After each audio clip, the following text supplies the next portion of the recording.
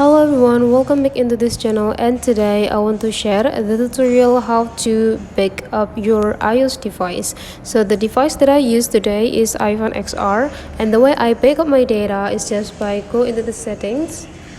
In this settings section, you just need to go into your profile over here, just need to click it, and after that, after you are in the Apple ID section, you just need to go find a iCloud, and after you find it, just click it.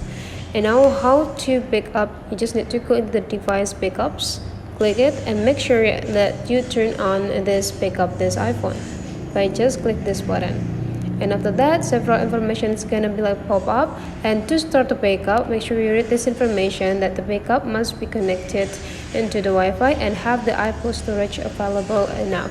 And after you agree and all of this information is already available on your phone, you just need to click backup now. And after that, you just need to wait until the backup process is finished or done or complete. So that's all the way how to do backup on your iPhone. If you find that this tutorial is useful for you, don't forget to subscribe into this channel.